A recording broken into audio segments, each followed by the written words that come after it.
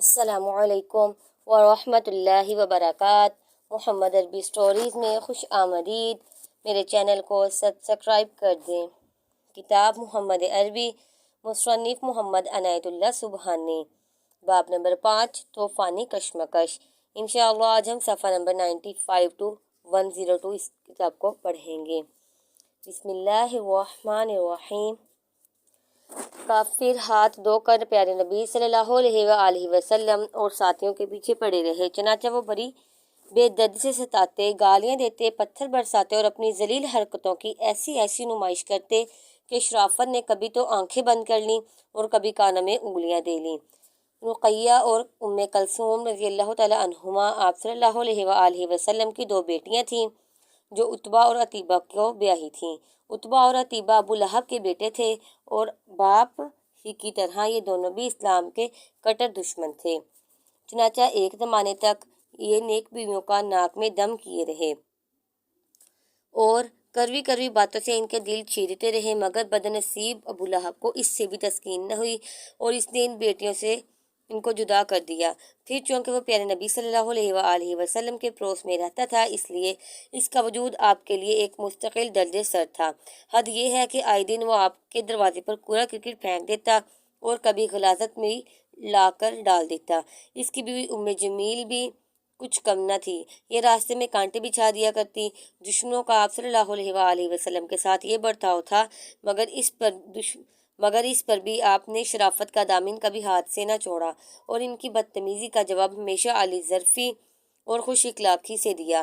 وہ سب کچھ کرتے رہے اور آپ دیکھا کرتے اور صبر کرتے، اور کبھی پریشان ہو جاتے تو صرف اتنا فرماتے، آل مطلب پڑوسی کے ساتھ کیا سلوک ہے یہ؟ پھر قریش تو آپ صلی اللہ علیہ وآلہ وسلم کے قتل ہی کا فیصلہ کر چکے تھے، لیکن جب انہوں نے دیکھا کہ بنی ہاشم اور بنی عبد المطلب سب آپ کے ساتھ ہیں اور آپ صلی اللہ علیہ وآلہ وسلم پر جان دینے کو تیار ہیں، تو اس پر وہ بہت سسپٹائے اور اب اس کی ہمتیں پست ہو گئیں اور حوصلے ٹوٹ گئے اور انہوں نے یہ ناپاک ارادہ دل سے نکال دیا۔ البتہ چونکہ چوٹیں کرنے اور خبطیاں کسنے سے اب بھی وہ باز نہ آئے۔ کہیں راستے میں آپ صلی اللہ علیہ وآلہ وسلم کو پا جاتے یا ساتھیوں میں دیکھتے تو زور کا کہکا لگاتے اور کہتے، کیوں محمد، آسمان سے آج کچھ نہیں آیا؟ یا کہتے، کیا اور کوئی نہیں تھا کہ خدا نے تمہیں رسول بنا دیا؟ یہاں تو ایک سے ایک موجود تھے، تم سے زیادہ ہوشیار بھی اور مالدار بھی۔ یا وہ تالیاں پیٹتے اور سیٹیاں بجاتے کہ آپ صلی اللہ علیہ وآلہ وسلم بات نہ کر سکیں۔ کمزور اور نادار مسلمانوں کو دیکھتے تو کہکا لگاتے اور اشارہ کرتے ہوئے کہتے، یہ لوگ تو زمین کے بادشاہ ہیں، جلد ہی روم و ایران کو تاراج کریں گے۔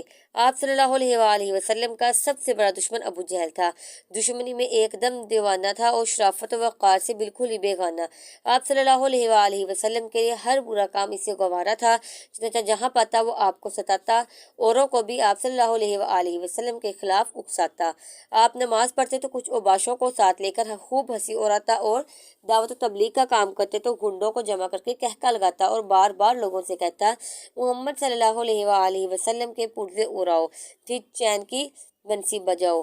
یہی کیا۔ ایک دن تو اس نے ساتھیوں سے کہا، خدا کی قسم کل ایک پتھر لے کر بیٹھوں گا، اتنا بھاری کہ اٹھائے نہ اٹھے، اور جو ہی محمد صلی اللہ علیہ وآلہ وسلم سجدے میں جائے گا اس کا سر پیس کے رکھ دوں گا، نعوذ باللہ۔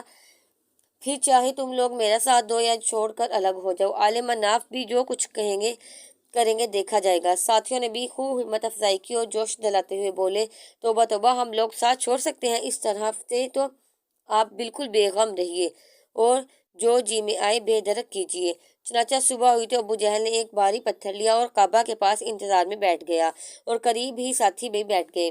پھر روز کی طرح پیارے نبی صلی اللہ علیہ وآلہ وسلم آئے اور رکن یمانی اور حجر اسود کے درمیان کھڑے ہوئے اور نماز میں مصروف ہو گئے۔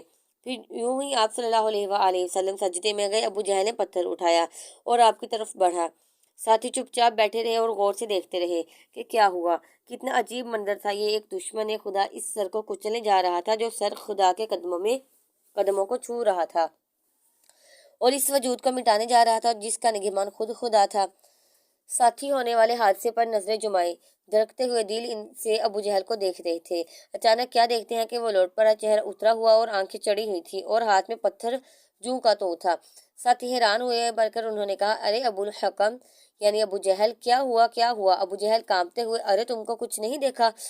سامنے آگ کا اللہ ہے اور ذرا بھی آگے بڑھا تو بسم ہو کے رہ جاؤں گا۔ یہ سن کر وہ اور حیران ہوئے اور حیرت سے ان کا منہ تکنے لگے۔ پھر انہوں نے سوچا کہ معلوم ہوتا ہے ارادہ بدل گیا ہے اور کرنے کو جی نہیں چاہتا، بس اسی کے لیے یہ سب ہیلے بہانے ہیں۔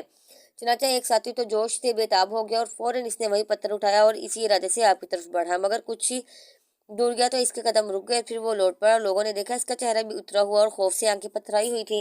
اسی طرح اللہ تعالیٰ نے آپ صلی اللہ علیہ وآلہ وسلم کی مدد کی اور دشمنوں کی سازش ڈری کی ڈری رہ گئی۔ یہ کوئی پہلا واقعہ نہیں تھا، قریش نے بڑی بڑی سازشیں کی اور بار بار کی، لیکن ان کے ارمان کبھی پورے نہ ہوئے۔ وہ مسلسل منہ کی کھاتے پھر اب بھی وہ اپنی حرکتوں سے باز نہ آئے۔ آپ صلی اللہ علیہ وآلہ وسلم پر کسی طرح بس نہ چلا تو انہوں نے بیچارے کمزور مسلمانوں کو نشانہ بنایا، ان کو تڑپا تڑپا کر دل کی براس نکالنے لگے۔ پھر اس کام میں قریش تنہا نہ تھا، بہت سے قبیلے بھی ان کے ساتھ تھے اور ان کی پیٹھ ٹھونک رہے تھے۔ ان قبیلوں نے آپس میں ایک معاہدہ بھی کیا تھا، اس معاہدے کی روح سے کوئی قبیلہ کسی مسلمان کی پناہ نہیں دے سکتا۔ ہر قبیلے کا فرض تھا کہ جہاں کہیں مسلمان مل جائے وہ ان کے لیے سراپا ظلم و ستم بن جائیں، ان کو خوب مارے پیٹے اور جس طرح ہو سکے انہیں ذلیل و رسوا کریں۔ شرافت اور انسانیت سر پیٹے تو پیٹا کرے اور وہ اس کی ذرا بھی پرواہ نہ کرے، اور اگر کسی کا غلام یا باندی مسلمان ہو جائے تو اس پر ذرا بھی ترس نہ کھائے۔ ترس کھانا تو درکنار، اسے وہ اتنا ستائے کہ نئی دین سے بیزار ہو جائے اور پھر اپنے آبائی دین کی طرف کی پناہ لے لے۔ دن بدن ان کے مظالم بڑھتے گئے اور اس میں ایسے ایسے بھی بے رحم تھے جن کے سینوں میں دل نہ تھے، پتھر کے ٹکڑے تھے۔ ان ظالموں نے بے کس مسلمانوں کو قید کیا، مارا پیٹا، بھوکا پیاسا رکھا، مکہ کی تپتی ہوئی ریت پر لٹایا، لوہے کی گرم سلاخوں سے داغا، پانی میں غوطہ دیا اور نہ جانے کیا کیا کیا، مگر ان سب کے باوجود اہل ایمان پوری پامردی سے اسلام پر جمے رہے اور مردانہ وار ساری آزمائشوں کا مقابلہ کرتے رہے۔ انہی جوان مردوں میں یاسر رضی اللہ تعالیٰ عنہ، ان کی بیوی سمیہ اور لخت جگر عمار رضی اللہ تعالیٰ عنہ بھی تھے۔ یہ تینوں مکہ کے غریبوں میں سے تھے اور بہت پہلے اسلام لے آئے تھے۔ خاندان والے ان کے کپڑے اتار دیتے اور جب وہ دوپہر ہو جاتی تو تپتی ہوئی ریت پر لٹا دیتے، اس کے علاوہ کبھی آگ میں جلاتے اور کبھی پانی میں غوطہ دیتے۔ اس پر کسی کے عالم رحمت عالم صلی اللہ علیہ وآلہ وسلم کا غسل ہوا تو آپ صلی اللہ علیہ وآلہ وسلم ان کو تسلی دیتے اور بہت ہی درد بھرے لہجے میں فرماتے، صبر کرو، صبر تمہارا ٹھکانہ جنت ہے۔ حضرت یاسر رضی اللہ تعالیٰ عنہ نے تو اسی طرح تڑپ تڑپ کر جان دی، لیکن حضرت سمیہ کو ابو جہل نے شہید کیا اور ہر وقت ان کی جان کے پیچھے پڑے رہتے اور بڑی بے دردی سے ستاتے۔ چنانچہ ایک روز انہیں جوش آ گیا اور گفتگو کا لہجہ ذرا سخت ہو گیا۔ اب کیا تھا، ابو جہل غصے سے بے-تاب ہو گیا۔ اتفاق سے اس کا ہاتھ میں اس برچی بھی تھی، کھینچ کر اس نے ایسا مارا کہ آپ کا دم نکل گیا۔ اس طرح اسلام میں سب سے پہلی شہادت کا شرف انہی کو نصیب ہوا۔ حضرت عمار کو بھی ظالم لوہے کی زیرہ پہنا کر دھوپ میں چھوڑ دیتے یا تپتی ہوئی زمین پر لٹا کر اتنا مارتے کہ وہ بے ہوش ہو جاتے، لیکن اس مار پیٹ اور دھوپ کی سختی سے ایمانی گرمی کی کوئی کمی نہ ہوئی۔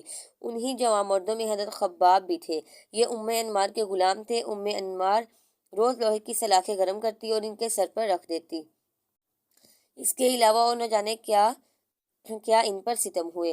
حد یہ ہے کہ ایک دن کوئلے دہکانے لگے اور ان پر چتلیٹا دیے گئے اور اسی حالت میں کوئلے ٹھنڈے ہو گئے۔ تاب نہ لا کر حضرت خباب رضی اللہ تعالیٰ عنہ نے ان بے دردیوں کی فریاد رحمت عالم سے کی تو آپ صلی اللہ علیہ وآلہ وسلم نے ان کے لیے دعا فرمائی، خدایا خباب کی مدد کرو۔ چنانچہ دعا رنگ لائی اور انمار کے سر میں کوئی بیماری ہو گئی۔ حکیموں نے اس کا علاج بتایا، گرم سلاخوں سے وہ سر کو داغا کرے۔ چنانچہ حضرت خباب رضی اللہ تعالیٰ عنہ لوہے کی سلاخیں گرم کرتے اور پھر اسی طرح اس کو داغتے۔ انہی جوان مردوں میں حضرت بلال بھی تھے، یہ حبشہ کے رہنے والے تھے اور خلف کے بیٹے امیہ کے غلام تھے۔ امیہ ان کا کھانا پانی سب بند کر دیتا، پھر جب بھوک پیاس سے وہ بے قرار ہو جاتے اور ٹھیک دوپہر ہو جاتی وہ تپتی ہوئی چٹانوں پر انہیں چٹ لٹاتے اور چھاتی پر بہت بھاری پتھر رکھوایا کرتے، یا تو محمد کا ساتھ چھوڑ دو اور لات اور عزیٰ کو پوجو ورنہ اسی طرح اینیاں رگڑتے رہو۔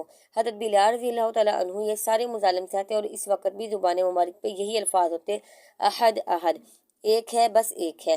وہ تو ایمان کے نشے میں چور تھے اور وہ نشہ ایسا نہ تھا جو ان تلخیوں سے اتر جاتا، چنانچہ جوش کے عالم میں وہ بار بار یہی الفاظ دہراتے۔ رحمت عالم کا گزر ہوا تو ان کی یہ مظلومی دیکھ کر تڑپ اٹھے اور بہت ہی درد بھرے لہجے میں فرماتے، بلال گھبراؤ نہیں، احد احد جلد ہی نجات دے گا۔ ورقہ بن نوفل کا گزر ہوا تو وہ کہتے، بلال باخدا وہ ایک ایسا ہی ہے، ہاں وہ ایک ہی ہے، پھر وہ ظالموں کی طرف متوجہ ہوتے اور کہتے خدا کی قسم اگر تم لوگوں نے اس طرح اس کی جان لے لی تو میں اس کی قبر کو زیارت گاہ بناؤں گا۔